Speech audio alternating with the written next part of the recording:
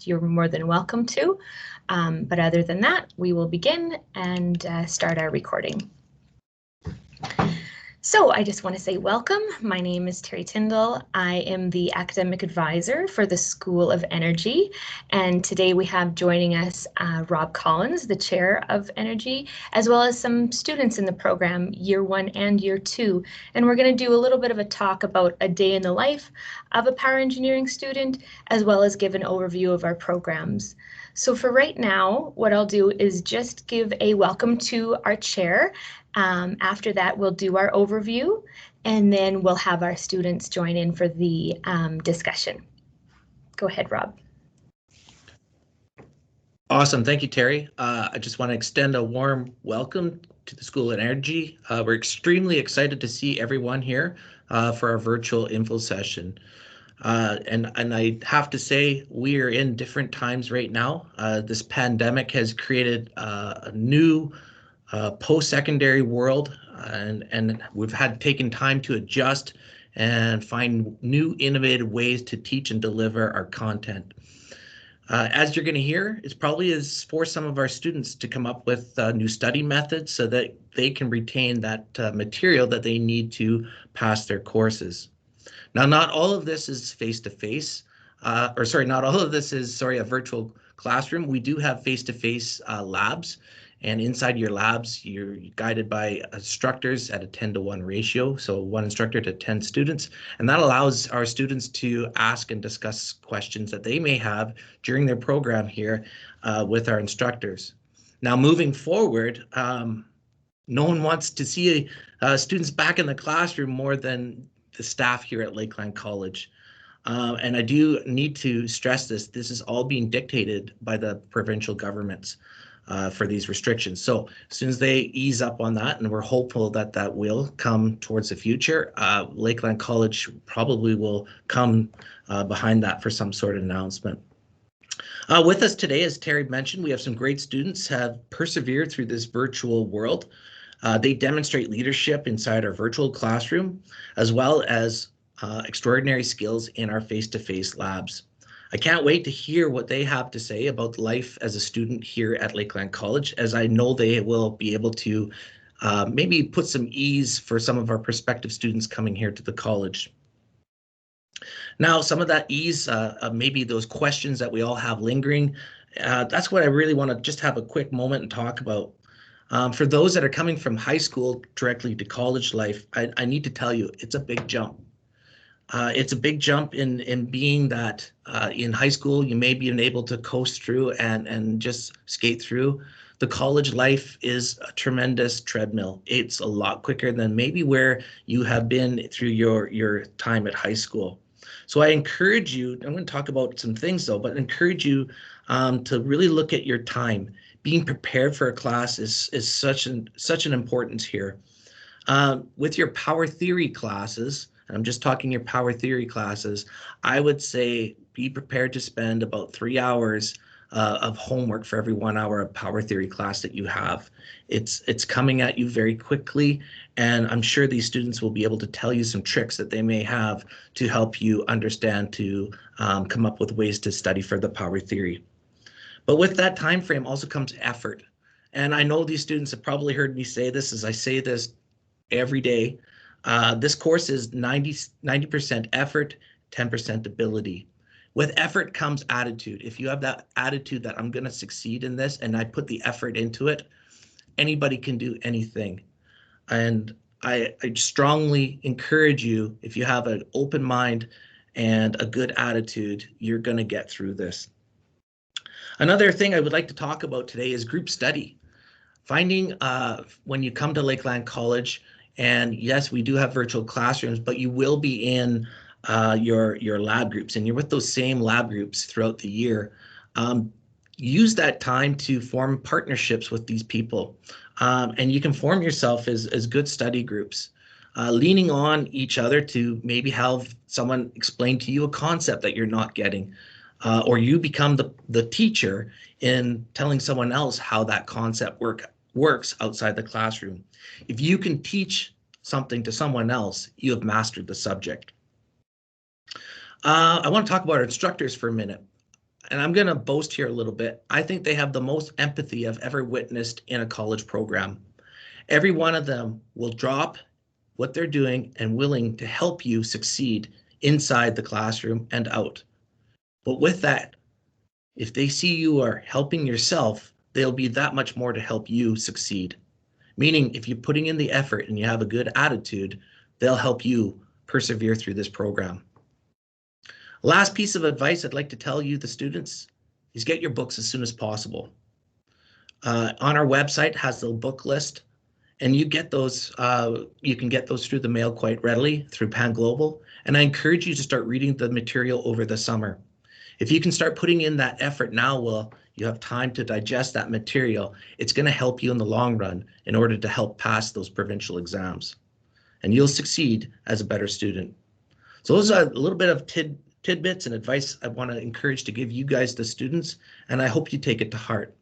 Again, welcome to Lakeland College, and I can't wait to see you guys again this fall. Thanks. Yeah, that's really true, Rob. Those are really good points that we would share throughout the year and want our students to know that they can come to us and ask questions. But like Rob said, our instructors are available for you.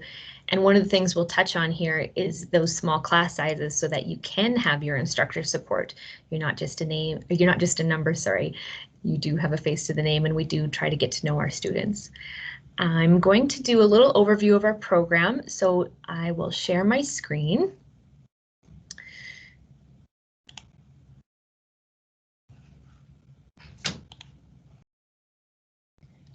Can somebody give me a thumbs up if they can see that? Please and thank you. Yes, thank you, Cassandra. Okay, so we have welcome to Energize Your Future. So we have our programs within the School of Energy that we're going to discuss today. So the first one that I'll talk about is the Hoot Certificate. It is a one-year certificate program that maybe you've applied for. You're going to gain your fourth class power engineering at the end of this program. In the first year of the program, or in the 1 year of the program, we learn about heavy oil as well as our power engineering fourth class Part A and Part B theory. We also have STEAM labs where you gain 100 hours of STEAM lab right in our Husky labs. Perhaps we need to rename that. That's another conversation.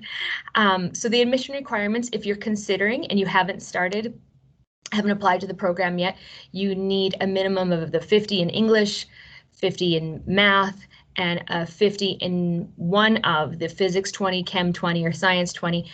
Sorry, it's a 65 in the science 20. We do tell our students a physics 20 is preferred. Some of our other students have mentioned this would be a physical science, I think, if you're looking at the Saskatchewan name for it. We also have the HOPE diploma program. So because this is a 2-year program, you receive a diploma at the end of it. And the first year is identical. You're going to do the exact same program as Hoot in the first year, but you would continue on for your second year and gain your third class power engineering. We still ladder on those topics with heavy oil, such as SAGD, operations, and more. And the difference with this admission requirements is you do need a minimum 50 in physics 20. And we actually also recommend a physics 30 just for having better success with the program. Now that's not a requirement, and we can work with you with our admissions department and learner pathways coordinator. So that would be the one difference when we're talking about Hoot and HOPE. So year one, as I alluded to, you go through the program, you gain 100 hours of lab time, and you're learning about power engineering theory as well as heavy oil. You have a practicum associated with this. So what that means is that the middle of the year, well, I'll start from the start. You join us August 27th. You would work through power engineering theory as well as labs and heavy oil and a communications class as well. And then from December to January, we put you out in industry, which means you're going to work shift work. You get a taste of what industry is like. We would send you off to any of our practicum hosts that support practicums for a 6-week time frame, and then you come back to us in February. And I will note, just as a touch on power engineering, the 6-week practicum is essentially like you working 3 weeks because of the shift work. So that's something of a bonus. We talk about the reason why people join power engineering. It is shift work, so you should be prepared to join that type of field. But it is interesting how when you really look at it, it's about 3 weeks instead of the full 6 weeks. So at the end of our year 1, you would be successful in passing both the 4A and 4B Absa examinations. We bring these Absa examination, what are they called now? The Absa comes directly to us, so you don't have to travel for your exam, and that is one of the perks with our program at Lakeland. Year 2, again, we're going to ladder on our concepts of power engineering, STEAM lab, heavy oil. You are going to take 4 Absa papers this year in your second year of the program, so it comes a little bit faster. Absa, again, will travel to us for our students, so the students are going to write 2 Absa papers in the first term and 2 Absa papers in the second term. We also have 200 hours of STEAM lab, as mentioned, where you're working in both our Husky lab and Synovus lab. I would love to give you a tour of that right now, but unfortunately we can't allow students on site, but we will talk about that briefly, and I'll share a video at the end of how amazing our facility is. So this is just an overview of the courses. I will send this out in a 1-pager type document if anybody would like. I believe I will share my email in the comments in the chat section. So if anybody has questions, they can reach out to me from there too. So one of the big perks of our program is the practicum we talk about, where you're really out there living the learning, and we're going to hear from our students on this, but I've just listed a few of the contacts that we have here. Our big players, of course, would be Synovus, CNRL, ADM here local in Lloydminster, but we also have power generation sites like Heartland and Sask Power and Northland Power. One of the conversations we've been having a lot lately is it just oil and gas? No, it's not. We also have a lot of food processing plants. I had a student go to an explosives manufacturing plant this summer. So it's not just oil and gas, although that is a big focus in our program as well. One thing I didn't touch on yet is our summer practicum. So in both the first year, we have our 6-week practicum, and the second year, the Hope Diploma program. We have our 3-month third-class STEAM time out in industry. So usually the student would fast track this and do that in the summer between year 1 and year 2, but you're more than welcome to defer to the end of year 2 to do that summer practicum if you choose to work over the summer, and then come back to us the following August and start September for your year 2 studies. The requirement for you to join year 2 of our program is that you must have that 4th class Absa certification for you to join. So your 6-week STEAM time and your Absa examinations must be completed for you to join our program the second year. So one of the things Rob alluded to already is just preparing yourself. Purchasing your book straight from Pan Global with the new editions. Make sure you're getting the 3.0 or newer edition is something very important for you to do. Make sure you're not getting the old copy. That's what I'm alluding to. The old version is not what we follow now. By purchasing it new, you do have access to study questions available from Pan Global online, and these are quite helpful for our students. They talk about, there's also such free math prep courses. There's YouTube videos if you're going with a reputable source. There's free courses on Khan Academy, Brilliant Online. We actually have a Con Ed course that some students take before they join, which is this QPER 192 if you're looking online, and I can share that as well in our 1-pager. It's a pre-engineering math and applied mechanics course to prepare yourself for the program before you join us for 4A and 4B in year 1 of the Hoot or Hope program. We also have free tricks of the trade course with our D2L system. Now, if you have already applied to the program, you don't have your D2L access yet, but we can work with you once that platform is available to you as our students. And you can take some of these free courses. There's some free math prep courses, a college prep course, and then we have several supports throughout our school for you to join in, such as peer tutoring, counseling. We have wellness services, and I highly encourage you to use those study groups that Rob alluded to, where you work with your fellow classmates in your lab groups, form those connections, and really work together for the success of yourself. That's how we really see students succeed, is when they work together, work with their instructors, and really know what the goal is at the end of this program. We also have our second class power engineering program that I'll just touch on. If you would like to share this information with anyone else, unless someone's here joining us for second class, this program is a virtual delivery, and you can join the program. We have the next offering this fall, so we can talk about that. If you have any questions, just send me an email. We also have Petroleum Management Diploma, which is another program that we offer virtually, and we have our fourth class online program. If you're only interested in taking fourth class online and not interested in joining a full-time dated face-to-face program.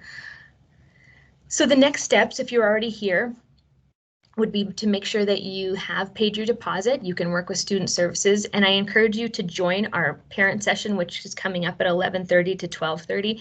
When we do hear from student services, our counseling, our wellness supports, the other supports that we have at the college that I alluded to. I've included the contact information here for the admissions department and financial aid. It is best to apply now.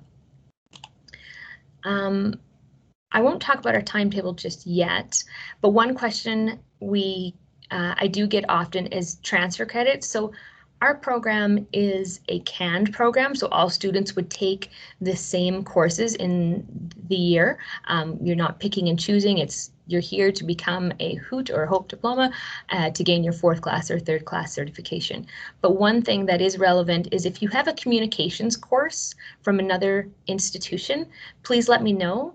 Please work with admissions if you are submitting any transcripts so that we can work with the transfer credit process. And then you would decrease your first year studies. So just an important date to keep in mind. Keep an eye open for all of your emails that will come from student services and admissions, and then eventually myself closer to the date of our start. But August 27th is when we have year 1 and year 2 starting. We can talk to our students in a moment here about just getting involved in all the things that we do have to offer. I know this is not a typical year, so it's been a little bit less, I would say, of all the things that we can share for student life, but it is important to connect and to keep trying to be involved as much as possible. And even if that's just joining in with your study groups and getting to know your classmates, those are other ways that we can still be connected. So, I believe I've stopped sharing now. If anyone wants to tell me that's incorrect, please do. I'm going to call on our students now. If you could turn on your mic and your camera. So Braden is from year 2 of the HOPE program, and Cassandra is from year 1 of the HOPE program. And I just want to talk to you about like a day in the life of a typical student. You've both had different experiences. Cassandra, you've joined us year 1, so we're going fully virtual, except for we have in-person exams, we have in-person reviews, and of course we have in-person STEAM labs. Braden, on the other hand, has joined us last year and has that experience of a face-to-face lecture like we used to have, and then now we've gone to a virtual world. So we're getting a little bit of a taste of both sides of what it would look like. So I just want to say welcome. Thank you guys for joining. Hello. Hello. Hopefully everybody can see me there. Hi, Braden. I can only hear you right now, but that's okay. It's all right. We can hear you, and that's just fine. Perfect. So I'll just start with Cassandra, and then I'll go to Braden on this first question. So Cassandra, can you just talk me through a typical day to study, and what do you do? So I'm assuming it's a lecture and then study type of typical day, but you also have labs. A typical day, well, this semester they've actually started doing breakout rooms, which is really helpful for our knowledge exercises. Really, it's like Rob said, like the 90% effort and 10% ability. My day revolves around school, really. Like, especially with being a virtual platform now, it's your day is committed to studying the content. Right. So you guys, what you were alluding to with the breakout rooms is you have a Zoom lecture. One of our instructor uses a Zoom format. And so he is right there in real time, like we are right now. Yep.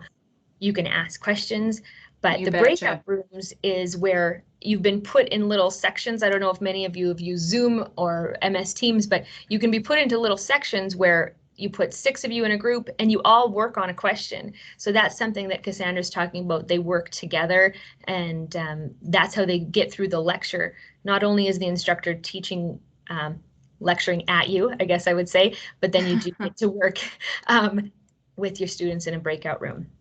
Yeah, it's really good because it does give you more one-on-one time with your lab group members. So you do you build more of a camaraderie, especially being able to do the one-on-one with your peers and also with the instructor. Yeah. So Braden, you're in the second year, so I know some of the topics are a little heavier. When you were sharing about your typical day earlier, you mentioned how you're maybe multitasking and you've got 2 or 3 tabs open. What does that look like for your typical day to study? Absolutely. So first thing in the morning, I wake up, get up real early and get going, get ready. If I could give anybody any advice, I'd say have 2 or 3 tabs open with your videos, with your notes. Have handwritten notes right beside you and your textbook open there. The third class power engineering is definitely a struggle. It's hard. You have to be prepared to put your time and effort in. And you definitely see what comes out of it when you do put in that effort. But yeah, I'd say being prepared in the third class is definitely a point that I would hit on. For sure. And even when we talked about the typical day, if you were in person, like you did have the previous year, really same thing. Come to class on time, show up, have your books ready. Your instructor is about to present to you and lecture at you, but you're there taking your notes. You're ready to answer any interactive quizzes. I know you guys did Kahoots and stuff like that previously. It's the same thing whether you're in person or not. You have to treat it like school. So do you have anything else about the in-person that you want to share about, Braden? For sure. Yeah, with the in-person studying, it goes the same way. Have your books prepared, have your notes. So definitely know that the instructors are there for you to teach you. It's a lot different than high school. You have to be ready to take those notes. You have to have your book open. You have to show up on time. College is not high school. You're in college to be getting an occupation, and yeah, it for sure is completely different. And showing up on time, being ready for class, being there not only mentally but physically also. Being able to ask questions in class to your professor and contribute to the conversation really makes a difference when you're in college. You can't just sit there. That's awesome. That's actually leads into my next question. So how do you take part with the in-person or the virtual lectures? I'll ask both of you, but one of the things that Rob said, I've said, you've said, is reading your books ahead of time gets you that much more prepared. One student I talked to, I'm not sure if it was either of you right now, where even the language of power engineering is a little bit different. So by reading it ahead of time, it's not the first time you've heard thermodynamics, whatever concepts you're going to learn that day. You feel more prepared because it's not the first time you're hearing this. You're not blown out of the water here. So how do you take part in your in-person or virtual lectures, and what would you say about, pre-reading? I'm going to lead the conversation there. Pre-reading is good. So Braden, go first, and then we'll have Cassandra. For sure. So pre-reading your textbooks is totally necessary. I do two or even 3 days before I even have that lecture. I read those books over, and Pan Global has some language in the textbooks that is quite wordy and sometimes hard to understand. So in my opinion, what I do is I read through my textbooks, get a brief understanding of what's going on, and then when it does come to that lecture, whether it be in class or online, you can ask those wise questions because you do kind of have a little bit of an understanding towards the topic.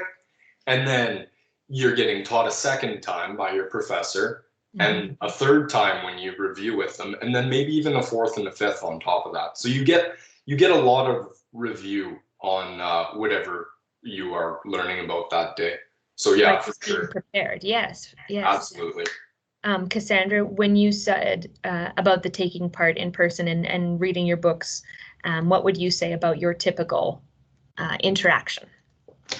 I think the biggest thing right now with everything being virtual is to interact, like ask questions, be involved. Don't be afraid to ask the questions during the lecture, because I know, like, a lot of times, like Braden said, like, be present. It's way too easy.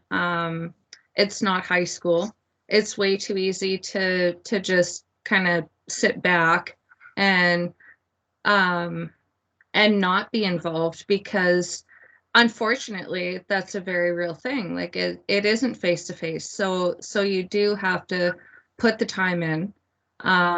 You do have to be present in the lectures. And it's, I mean, all the instructors are more than willing to help, but you really need to put the time in. I mean, that was no different when I was doing my animal health tech back in 2004.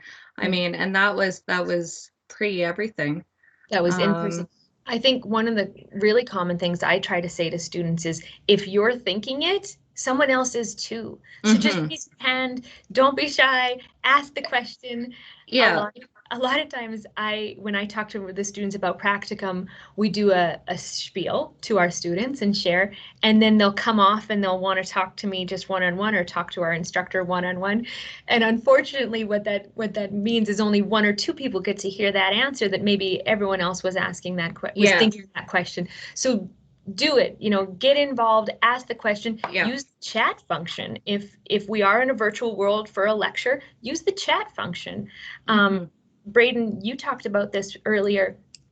We may seem to have communicated even more back and forth now with email, MS Teams, D2L. D2L is our Desire to Learn online learning platform for our students.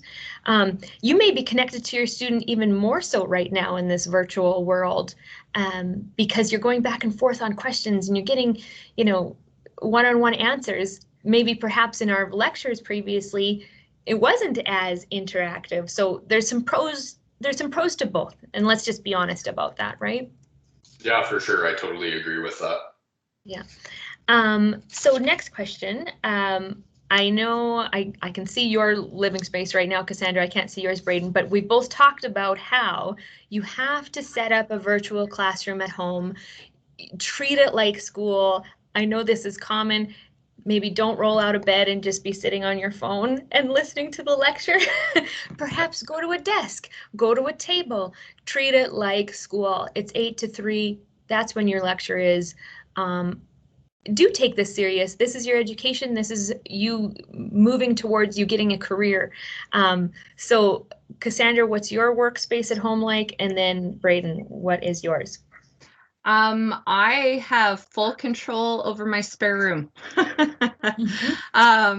We actually, with the whole COVID thing, my husband is also working from home. So he has his own space and I am in my own space. And one thing that actually, Karen Harris, I had a meeting with her when I first started my year with the Hope program, she said, put things on your wall that remind you of why you're here, what you're doing.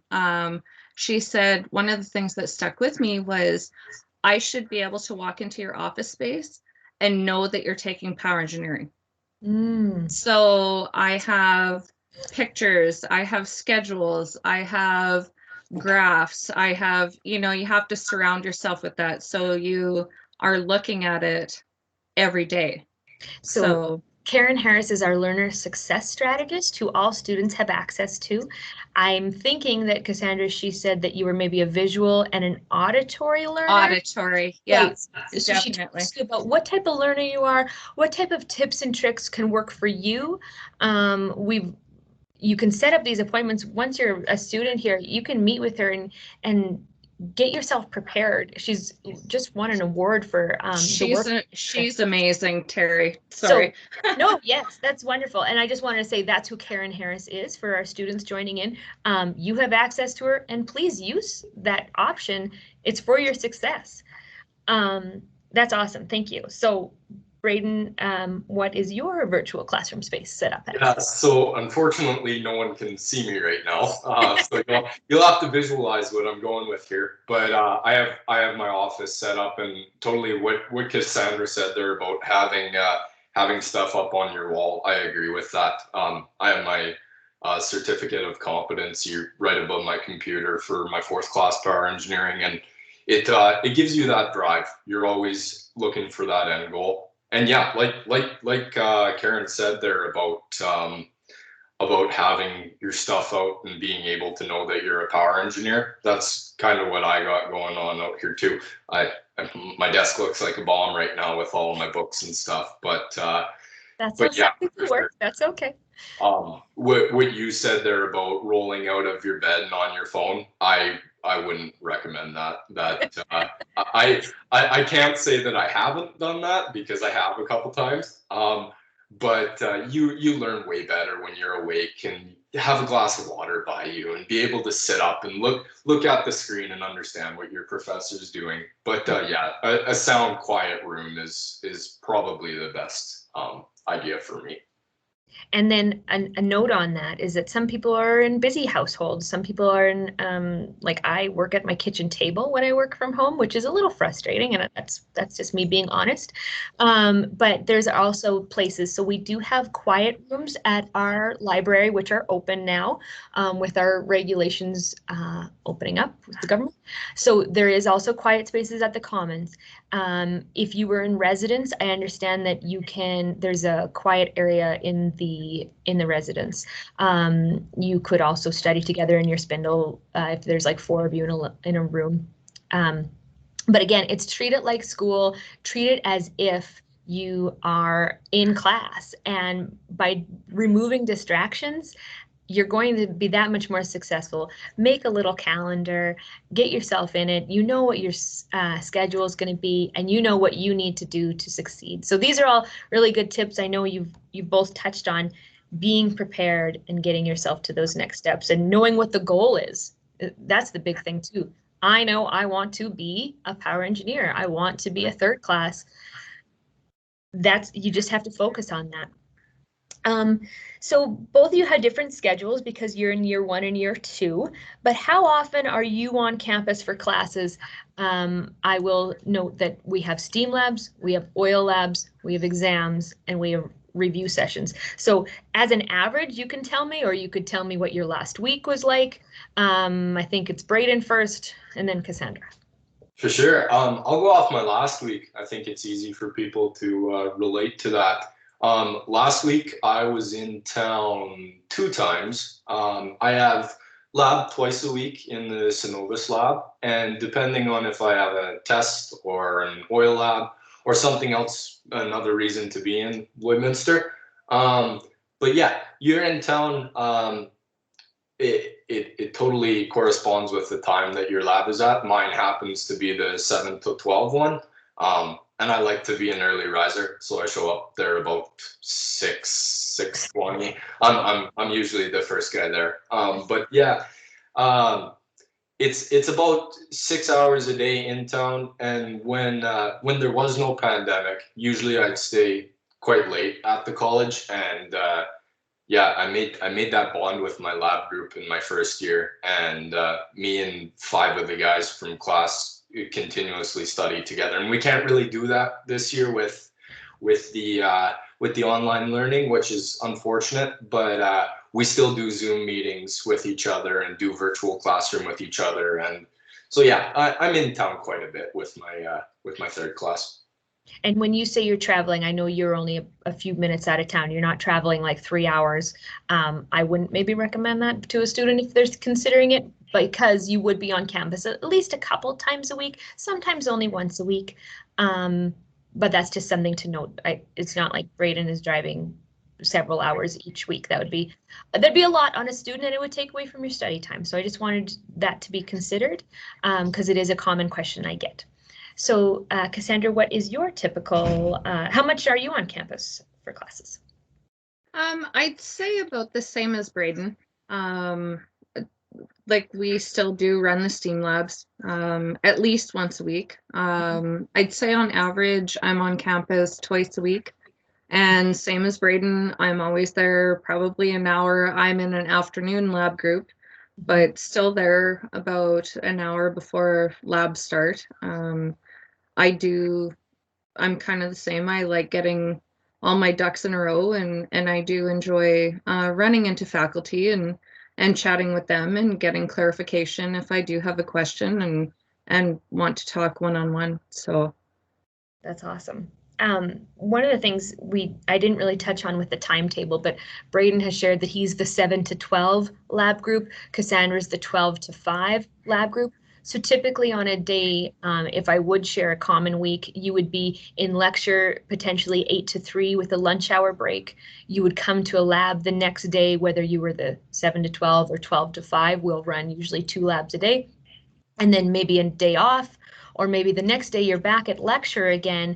But because of the rotating schedules of our lab groups, you wouldn't have, you maybe would have a day off with the schedule, the way we set it up, because we run small groups of labs through.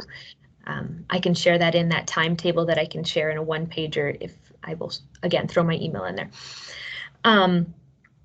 Sorry, I got off topic there. We were talking about STEAM labs and the schedule and how often you're on campus. Oh, God. So is there any student life that you would like to talk about, or anything? I know this is not the typical year, but if you don't want to discuss about student life right now, because we've already alluded to study lab groups are important and getting connected, do you want to talk about what Absa is and how do you prepare for Absa? Cassandra first on either the Absa conversation or the, what it's like student life. I think student life for me is a little bit irrelevant since I'm not exactly in the age group. We had talked about that before, Terry. I am a mature student. I'm 36. But as far as Absa, I can't answer that. The biggest tip I can give is listen to your instructors. Really be a sponge, and any chance that you get to do a little bit of extra diving, visit YouTube, look at the videos, talk with your peers, really anything that you can absorb, and be calm. Like don't stress out about it. If you've done all those things, I think it's just be confident in you know what you know, and you'll be fine. Yeah. So no, that's really good. And right now you have one Absa under your belt. There will be another one at the end of this term. So that's what it looks like for year 1 students. Year 2 students, they have 4 in a year. So it's a little bit more heavy, like we talked about. Braden, do you want to talk about Absa, or do you want to talk about the student life? I know that you had shared, you were part of the more in-person, so you maybe have some reference to getting involved and just, I think you said there was a band one time. That's cool. Like, yeah, sure. I can go off a little bit of both. I am in that in that college age range. I'm 21, so yeah, there is definitely a student life at Lakeland College, and it is quite obvious. But you need to balance your student life with your college life. There needs to be an equal and maybe even a little bit tilted towards the college more than the student life. But making a bond with your dorm mates and with the other people that live at residence and your other classmates and in your classes, and being able to go out and go to the movie theater in Lloydminster or go mini golfing or stuff like that. That definitely adds to your college experience. But being able to balance it with your studies and your books is it's a big deal. It's not high school where you can get away with the party all the time. No, don't do that. And then to go towards Absa, they're the Pressure Equipment Safety Authority in Alberta, and yeah, they make our provincial tests for power engineering. So both the 4th and 3rd class tests are made by Absa, and like you had hit on there, they have an invigilator come to Lakeland College, and they supervise you as you're writing your Absa test. Usually you have anyone and everyone that's taking whatever class you're in is in the gymnasium for that test. Mm-hmm. And yeah, they're challenging tests. They're government of Alberta regulated, and you have to be ready for them. They almost take more preparation than your Lakeland College finals do. Your finals and your midterms and your unit tests in Lakeland are definitely challenging, but Absa goes above and beyond. It's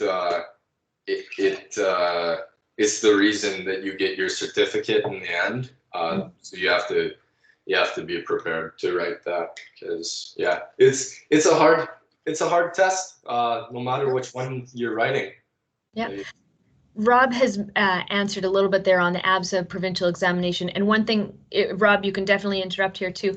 I didn't really allude to this, but we have our Lakeland courses, which make up term 1, term 2, etc. And you still will have a Lakeland final that is required for you to pass as an entrance so that you can write the Absa examination within your terms. But this Absa examination is another one above and beyond, so you can get your certification.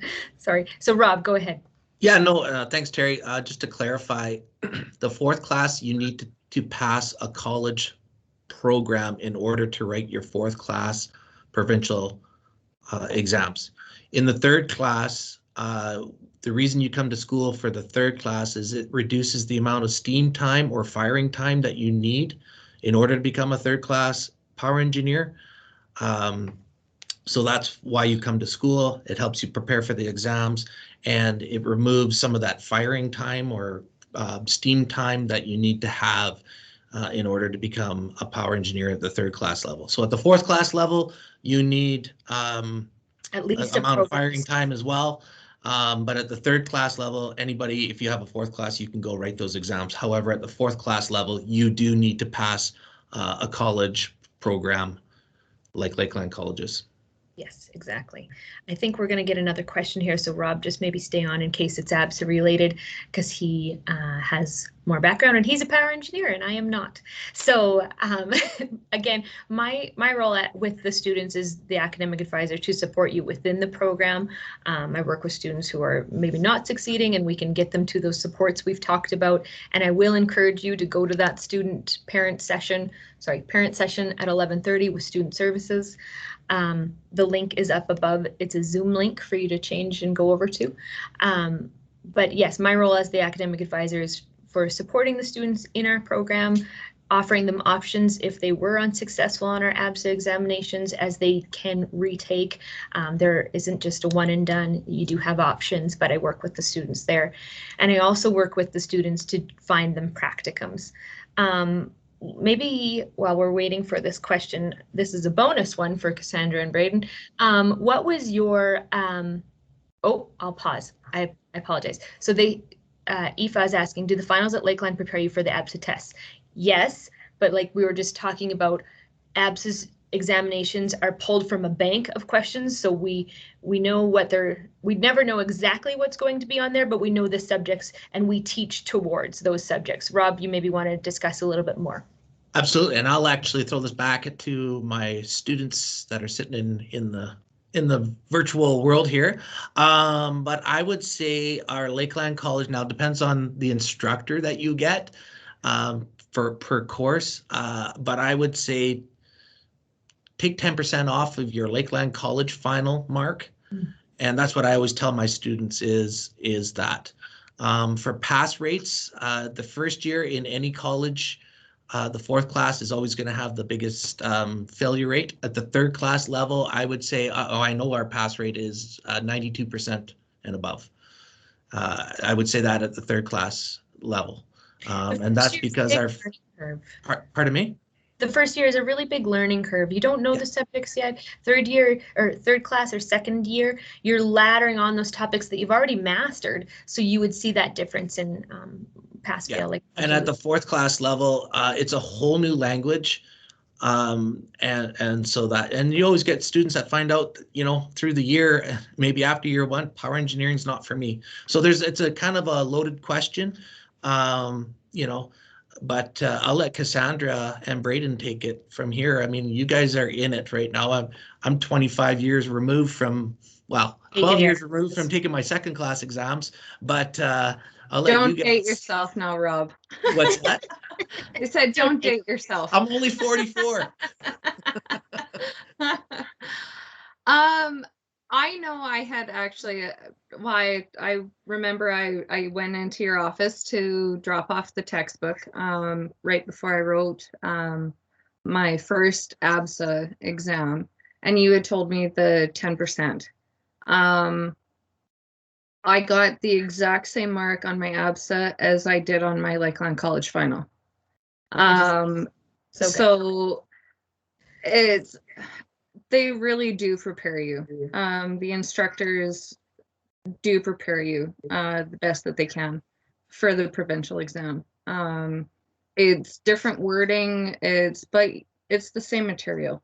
So as long as you actually learn the material, you're okay. You're not winging it. You're not going to go into Absa and wing it. That's not going to work for you. You can't. Exactly. No, it's good.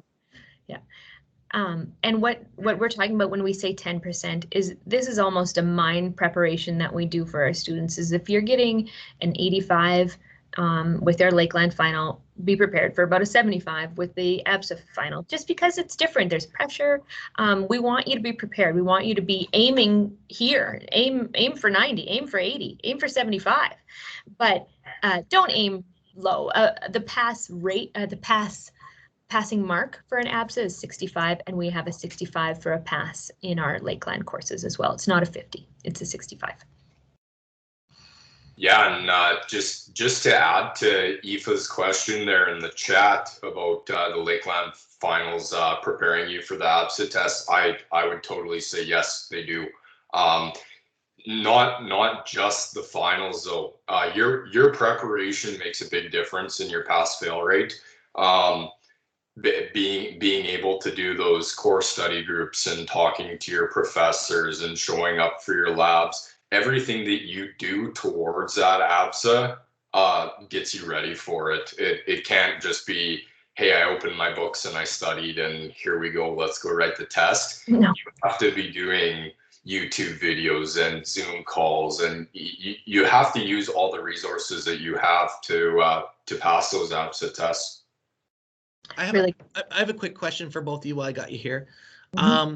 So let's say you got an Absa exam here in, I think the next one's what, the end of April. When do you start preparing on top of your coursework for Absa? How long out?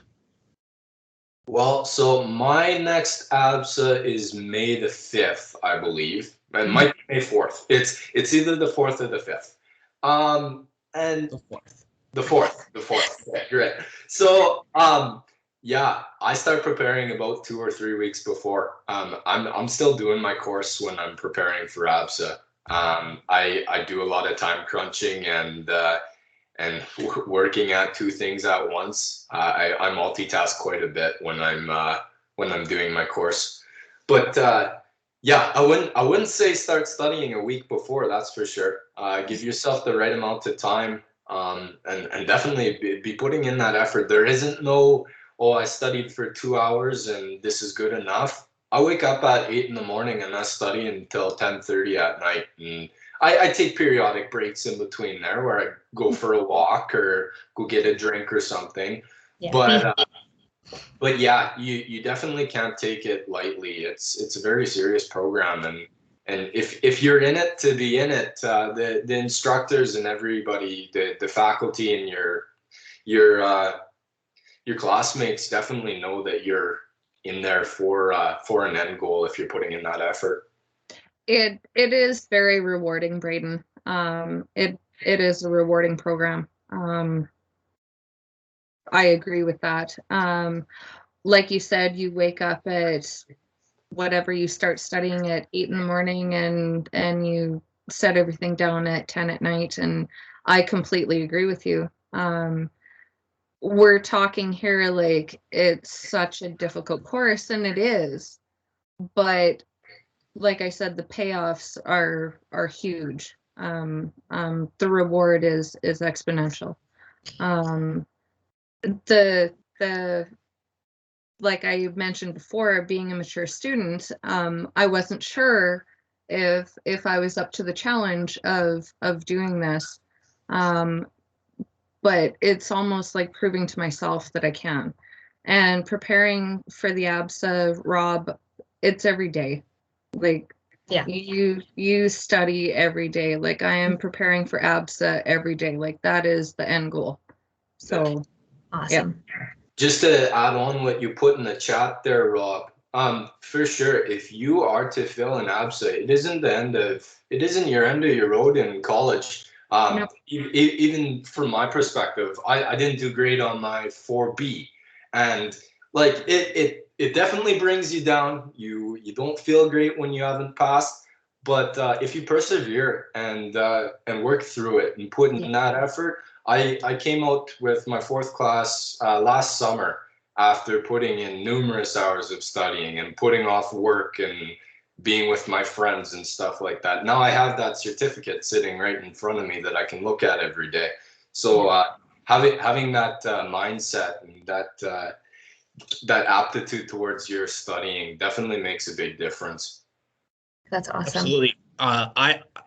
And when you come to my class, if you get me for an instructor, I will show you my Absa exams. I will show you my Absa marks just to see that I'm a second class and it's all about hard work. Yeah, couple of that's okay. Yeah, it's definitely not always a straight path, but being able to get to the end of the road is your goal in the end. So I just want to make a comment again that if anyone has any questions, please throw them in the chat. I am going to share a video of our lab here right away because I can't bring you on campus, but it is something pretty cool that we have here, our amazing facility. We have our Husky lab and we have our Synovus lab. The Synovus lab is the multi-million-dollar facility that was built in 2015 and is the one with the big colorful glass windows if you ever have driven by Lakeland College. So again, if anyone has any questions, just keep using that chat function. I will throw on this 7-minute video. Students, you may stay on, like Braden and Cassandra, you may stay on if you choose. I know I've already excused you from class. And then another comment, again, there is that student session coming up at 11:30. We have a Q&A session later on from 2 to 3 with more students from our year 1 and year 2 and other conversations about, why do you become a power engineer and what type of career they can get. So that's coming up from 2 till 3 if you do choose to join in on that session as well. So I'm going to go ahead and just share the screen of our video that we made for our lab. And Cassandra, can you give me a wave if it works, please?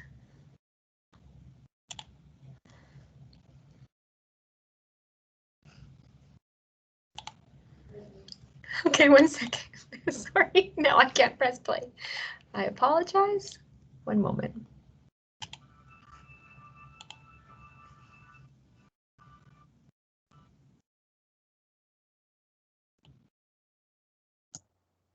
Yeah, it's working, Terry. I just have no sound though. I apologize. I'm going to change that. I need to share it with sound. One moment. So sorry.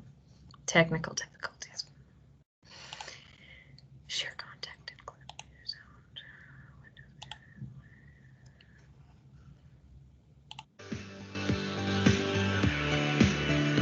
Good.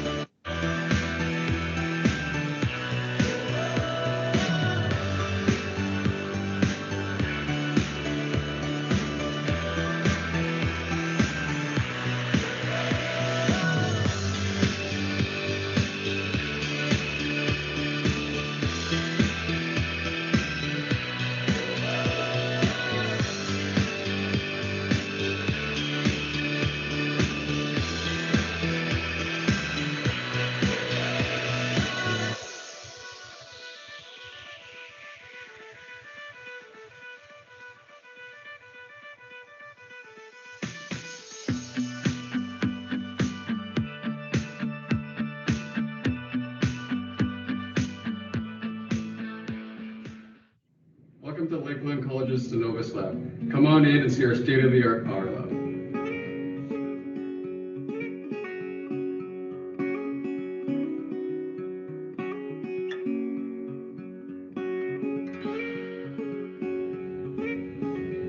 Water in a boiler is as vital as blood is to you. Here we test the water. Clean water is a healthy boiler.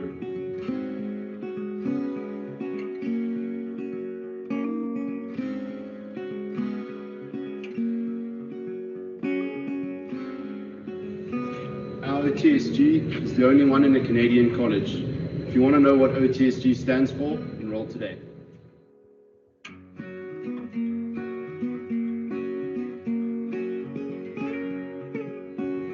Our Synovus lab replicates a live plant. You can control many operations with the click of a mouse inside of our control room.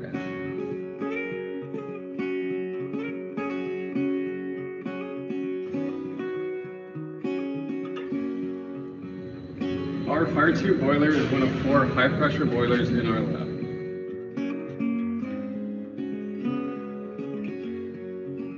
This is our D-type water tube boiler. It's one of our high-pressure boilers that can run on natural gas or diesel.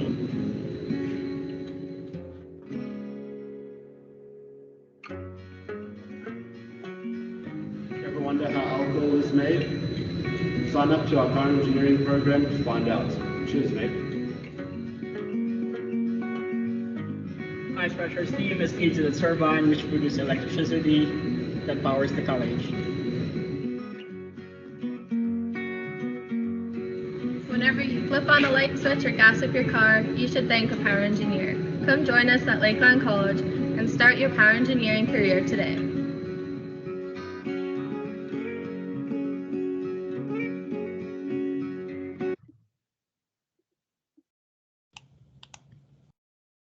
I'm so proud of that video.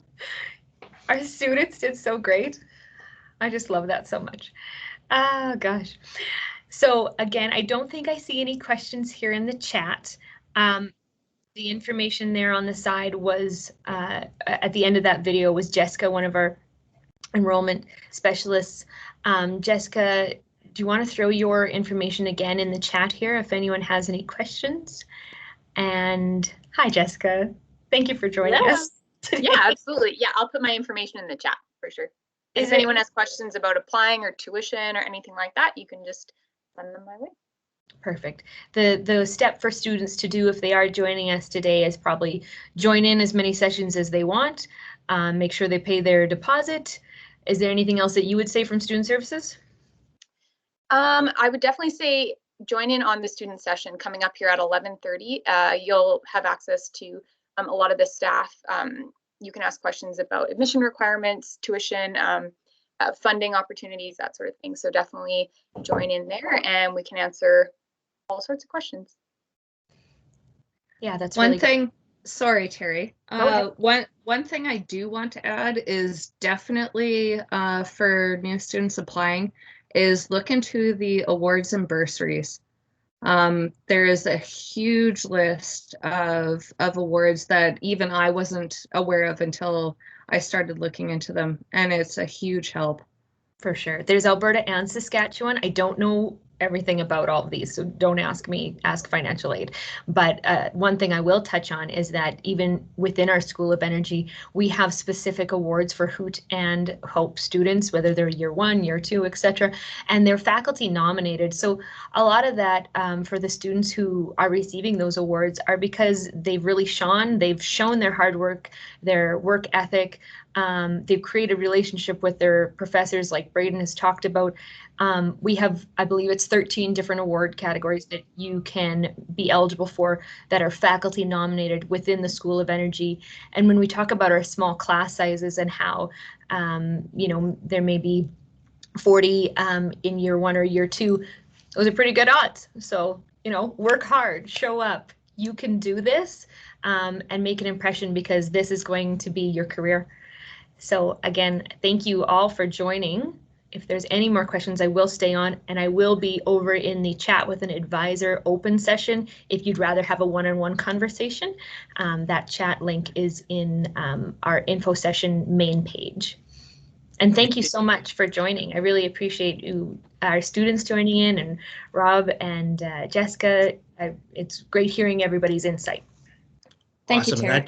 I just want to echo that to Terry. Thank you to our 2 students for giving their advice and insight to Lakeland College. It's valuable to hear from your peers of how life is.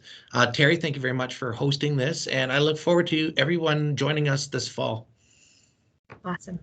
If I could add on it all there, I just wanted to apologize for my camera not working. I'm not sure why I couldn't figure it out today.